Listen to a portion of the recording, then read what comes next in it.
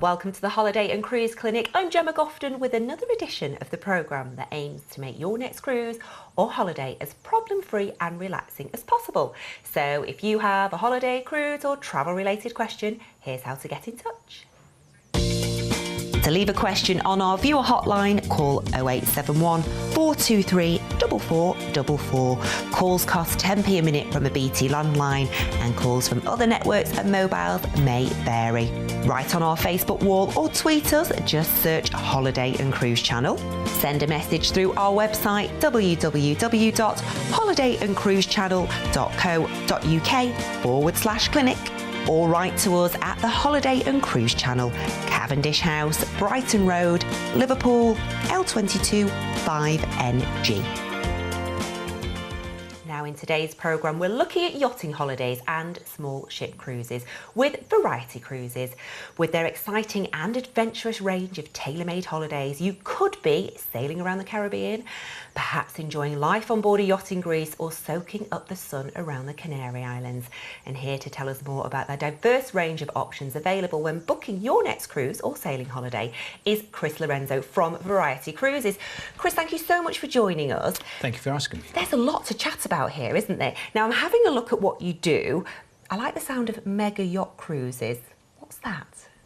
Okay, well, we call them mega yachts because they are much, much bigger than most people's perception of a yacht. Usually you think of a yacht as something that one family would charter and sail, perhaps, and the vessels that we operate are much, much larger than that. They're the sort of thing that one sees in harbours like Monte Carlo and thinks, wow, Russian oligarch, Greek shipping tycoon. That's what they look like, typically 25 up to 36 cabins. So they're yachts, but they are mega yachts, not quite big enough for us to call them ships. They sound absolutely amazing. And so what sort of destinations can you cruise to in those vessels? Okay, well, there's quite a range, actually. There's a lot of destinations that we feature. Quite a lot of it in the summer is in the Mediterranean. And as you'd expect, because it's an ideal sort of destination for this type of vessel, the Greek Isles, or the Greek Isles and Turkey, features very prominently that time of year. But we also have a vessel in the Seychelles year-round. In the winter season, we feature places like Cuba, Costa Rica, Panama Canal, the Red Sea. A new addition is the Canary Islands. And how hands-on can you be on these mega yacht cruises? Obviously, you have people skippering and looking after you, because I don't want to be in charge of that, and trust me, nobody wants me to be in charge of it. But can you say, oh, can I have a go at this? Can I help out? Can I look? Can I watch? It's not that kind of cruise, actually, and that's, I think, a common misconception, that a lot of people assume it's the sort of thing where you get involved and perhaps a bit more of an adventure in that sense. These cruises are much more like cruises in the traditional sense, where you're totally looked after. There's a professional crew, including a captain, including an engineer, professional chefs, stewards, and so on. And you don't actually have to get involved, or can't really get involved, in operating the vessel. Phew. Interestingly, they have, however, got things like an open bridge policy. So you can actually just wander onto the bridge, unless it's a crucial time when perhaps the captain's docking, and question the officer of the watch on how things work, and perhaps even take the wheel. They don't have a problem with that, but you don't actually have to lift a finger. Phew. That's my sort of holiday. OK, so if we are all out relaxing, chilling, luxury, what can we expect on board? OK, well, these cruises are, I would say, less about life on board and a lot more about the destinations visited. And whilst the facilities on board in certain respects are just like you'd get on a cruise ship, so you've got very nice cabins, fully equipped, comfortable lounge, comfortable dining room, comfortable bar, sun decks. In other respects, it's not like a cruise ship. It's not about spending long, long days and evenings at sea. It's more about long days ashore. So there's lots of time on each of the islands to go off exploring and so on. And in that respect, there's not as many facilities in terms of show lounges, theatres, shops and so on board the vessel. Obviously, being a yacht, it's a lot smaller, but you don't need those sorts of facilities when the idea is that you spend more time ashore and enjoy what's there. But it's luxurious. It's nice sleeping accommodation and everything's there that you need. Absolutely. I think I'd compare the cabin accommodation and the lounges and bars and restaurant and so on, I'd say equivalent to what you would expect on a good quality cruise ship. Oh, and how many guests do they take? Typically it's on a 25 cabin vessel, which is the majority actually of our fleet. Bearing in mind there'll be some single occupancy cabins and so on, about 40 passengers is quite typical. The biggest vessel and the flagship of the fleet, the Variety Voyager, has 36 cabins, so it could be an absolute maximum of 72 passengers on our bigger ship, but usually it's around 40 people. And I guess because there are less people, it's a very personal service and very friendly. You'll get to know everybody. Absolutely, and I think that's one of the great attractions of these cruises, that the crew will get to know everybody on first names probably, and obviously everybody gets to know the crew on first name terms. You get to know everybody on board. There's enough people there, I think, to be able to find people that you get on with. But I think what's notable is when you turn up at the bar, the steward or stewardess will remember whether you drink tea or coffee, how you have your drink, and so on. And I think another great attraction with such small groups is there's no queues. Getting on and off the ship is the simplest thing, and there's no need for security and that sort of thing. There's somebody on duty at the gangplank, but you just go on and off as you please, and there's no formality to it, and it's so easy. Well, because we're talking about getting on and off, let's talk about a typical day, Okay. just to whet people's appetites. As I said, it's more about the places that you go to, and it means that on a typical day you do have quite a lot of time ashore. But let's say when you get up at breakfast, you'll have already sailed, and so it's an opportunity perhaps to take breakfast in the alfresco dining area on the main deck. Then it'll be a chance to perhaps to relax on board, do some sunbathing, read up about the next destination, and there may be a talk by the cruise deck director on the next destination coming up. Another feature that our clients really love is that en route to the destination, it's quite likely that the vessel will pull into, let's say, a secluded cove somewhere, drop anchor, and then everybody can go swimming from the swimming platform at the back of the ship. And go snorkeling perhaps, and they also carry a couple of sea kayaks on board which clients can use. Fishing even, they have fishing lines. That will be a relatively short stop though, and then it's perhaps lunch on board and then arrive at the next destination, and they'll be in that destination for the rest of the day, probably right into the early hours of next morning. And what it means is that one can go off and explore at their leisure. Perhaps take an organised tour if it's one of the larger places where a tour is appropriate. But otherwise, it might be just wandering independently. And it means that there's no rush, there's no hurry, plenty of time. One can go to the beach, one can go and do the sites, museums, whatever it is to do. When the vessel's at sea, it could be dinner in the evening. Perhaps it'll be lunch ashore, and when they have dinner on board, dinner is a bit more like a dinner party than the sort of more formal affair that you get on larger ships. So for example, it's open seating, no jackets or ties required, and it's single sitting, so we can accommodate everybody in the dining room in one go. And I would say that a highlight is that then people can go ashore in the evening. They can perhaps go out for the evening and enjoy the nightlife ashore. There are some occasions though when we're at sea, and there's always something organised to make sure that time on board is enjoyable. And would you say the reason for sort of experiencing a destination in the day and in the evening is that you get a whole rounded experience of it? Because sometimes if you just dip in for the day, you've not really seen the nightlife, I feel you miss out.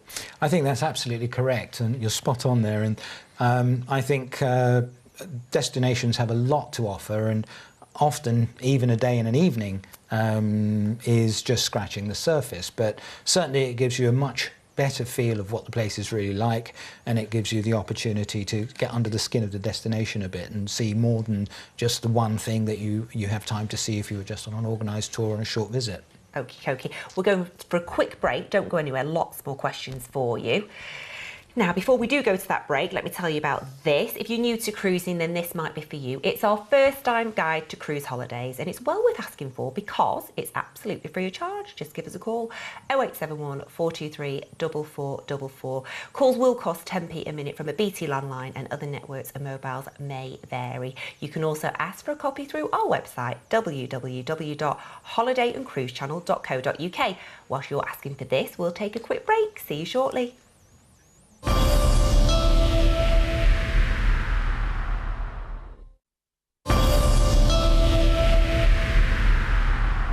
Welcome back to the Holiday and Cruise Clinic. It's lovely to have you with us. In today's programme, we're getting adventurous when planning our cruising and sailing holidays with Chris Lorenzo from Variety Cruises. Okay, we chatted extensively before the break, but what we didn't talk about is who this is actually suitable for. So could you come with a family? Is it romantic? Is it if you're adventurous and you're outdoorsy? I'd say certainly if you're adventurous and outdoorsy, it's great because you're going to places that are off the beaten track, that perhaps are not normal tourist destinations, and you're more of a traveller than a tourist on these cruises. I'd say romantic certainly, and we do find quite a lot of honeymooners book these cruises. And as far as families are concerned, I think it's good for families that perhaps want to do things together, want to spend time together, and have lots of time to go off and do things. I don't think it's ideal for families where they're looking for lots of facilities and organised activities for the children because of the size of the vessel, obviously the small number of children that would be on board. There aren't really any organised activities and there aren't really any facilities specifically for children. So great for families, perhaps with slightly older children that want to do things together, want to spend time together, perhaps something they don't have time to do in their everyday lives. Well, I guess because the beach, the free beach, once you've stopped, I think it's the thing that keeps everybody entertained all day. And, you know, I think that's brilliant. But then obviously you've got your excursions as well. So if you're slightly older, they can maybe bike rides and hiking and whatnot and be really outdoorsy and adventurous, unlike me, who would sit there sunbathing. So some of the cruises are half board. What's the reason for that? Well, that happens actually only in the Greek islands. And the reason we do that is, as I've said, we spend quite a lot of time ashore. And what people really enjoy in being in a place like Greece, and obviously Greek food is very popular in the UK, they like going ashore and eating in the little harbourside tavernas, whether it's lunch or dinner.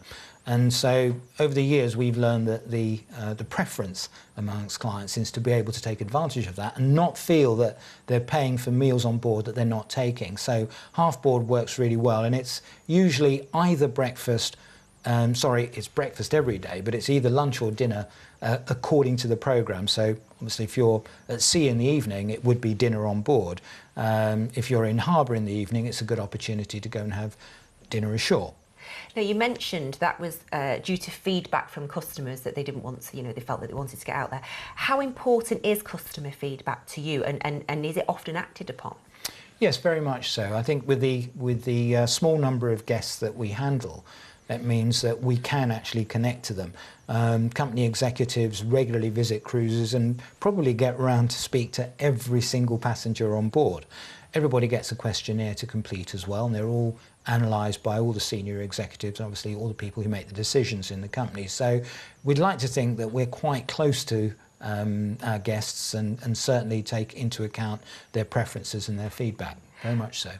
And I guess success can be gauged on repeat customers. Do you have a lot of those?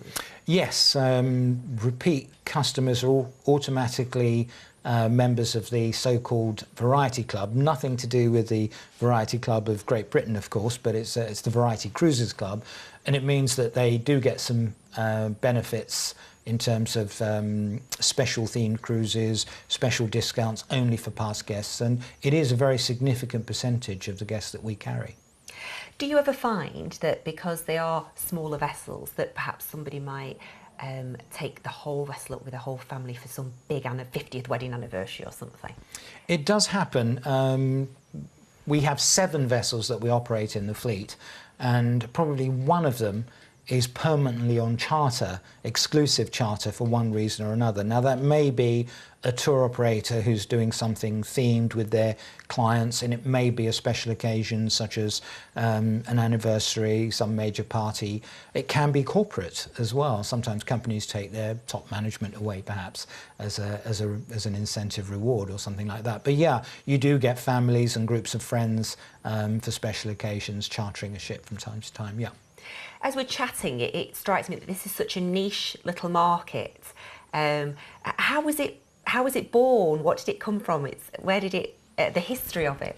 Okay, well, it's a company that's been around for a long, long time. Not under the name Variety Cruises, I should add, but nonetheless, it was founded in 1949 in Greece by the Venetopoulos family, who have a long history in operating this sort of yacht cruise. In the early days, they were the traditional wooden motor sailing yachts, and they still do, of course, exist out in the Mediterranean. They were a lot simpler and more basic than they are today, back in the sort of 50s and 60s, even in the 70s. But by the 90s, the company had evolved, and they were purpose-building specifically designed cruise vessels in this sort of 40, 50 passenger size that we have today. And then from there it's grown and grown? It has. It's not a huge company. It remains a small company. I mean, I was chatting to somebody the other day and explaining that the entire capacity of the cruise line with all 7 vessels for the entire year is probably the equivalent of one sailing of one of these mega ships that are built today, which have thousands and thousands of passengers. So, it puts it in perspective. But yes, 7 ships, all purpose-built, and what's now developed into a worldwide operation. I was going to say, because it is year-round, so yeah, year-round and pretty well worldwide. From place to place. And which is your favourite?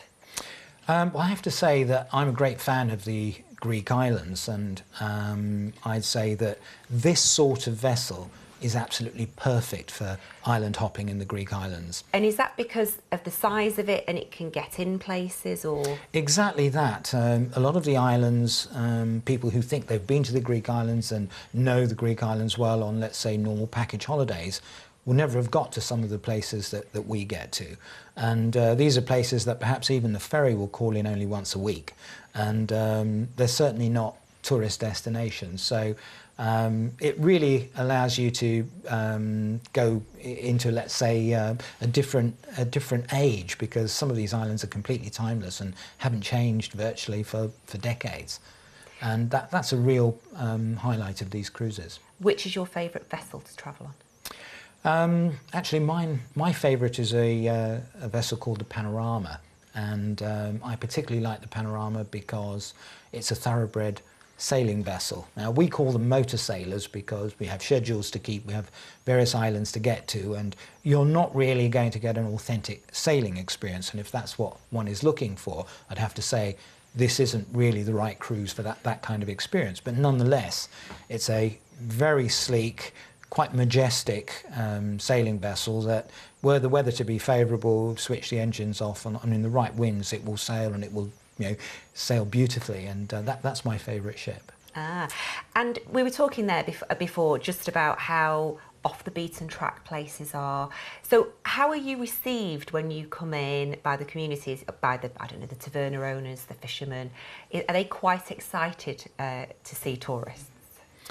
I think they don't see them as tourists, actually, because it becomes a regular feature, because we go in every week over the course of, let's say, the summer season.